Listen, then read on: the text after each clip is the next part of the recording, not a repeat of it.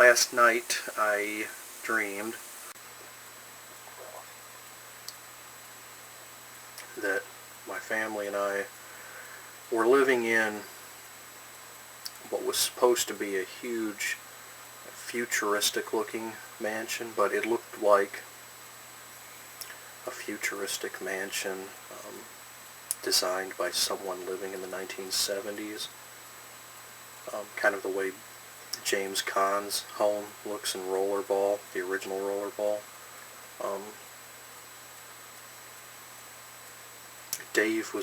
My younger brother Dave was going through my father's dresser drawers. He was looking for something. I don't remember what. He went through them all, just looking underneath socks and shirts. He didn't find what he was looking for. And later on that evening, my dad, while he was laying down for a nap, was just shouting accusations from his bedroom.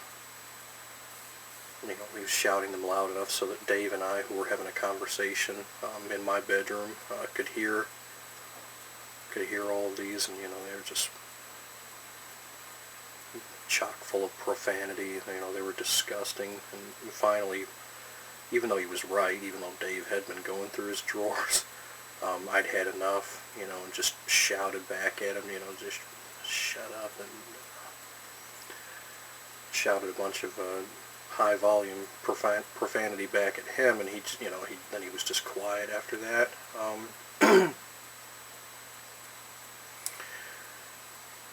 Then a little while later, my dad was making a snack in the kitchen. Dave and I were sitting on these huge sofas, and he walked into the room that we were sitting in from the kitchen to tell us that his brother had died 7 days ago of complications from pancreatic cancer. He told us that his brother had refused to go to the hospital. He'd refused to seek any medical treatment, even when he was in excruciating pain for the final few weeks of his life. And I wasn't close to that uncle, so didn't feel much in the way of sadness over that, but it was more, I was just alarmed because in real life my grandfather died at the age of 61 from pancreatic cancer, so I was very worried at that point. My brother was also, that it's a very, very good chance I'm going to get pancreatic cancer, which is one of the most aggressive and deadly forms of cancer. So we thought about that for a while, and then Lyle found a little cute and surprisingly clean and soft-looking little gray and white mouse crawling around on our carpet, and he didn't pounce on it. He just kept batting at its tail with his paw. He was playing with it, and we watched him play with that mouse for a little while. And then eventually, I can't remember how we got there, but eventually we wound up, well, I wound up at this big party. I don't think Dave was there. It was this big party.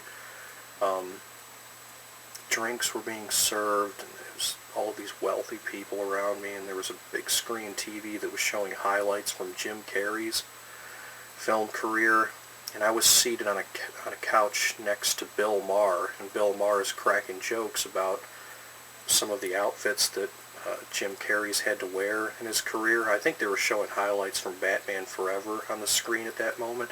Plus, one of the guests, this tall, skinny guy, he was dressed the way Jim Carrey was as the Riddler in that film.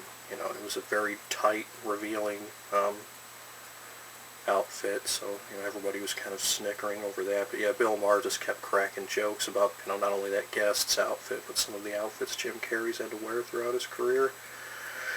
And then some guy who was dressed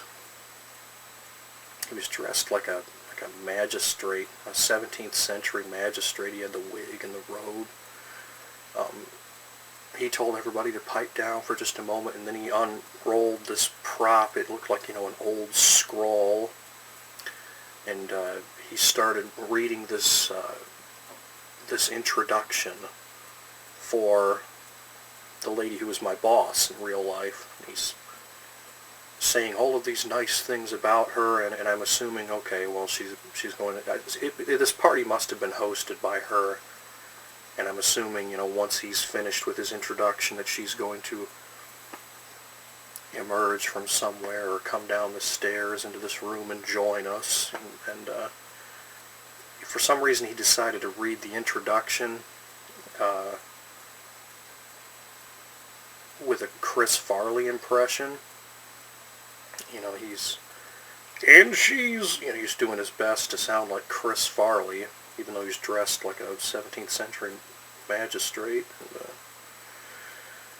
yeah, I'm waiting for my boss to come down the stairs. I'm wondering why this guy's doing a Chris Farley impression while he's reading this, and at that moment my alarm went off.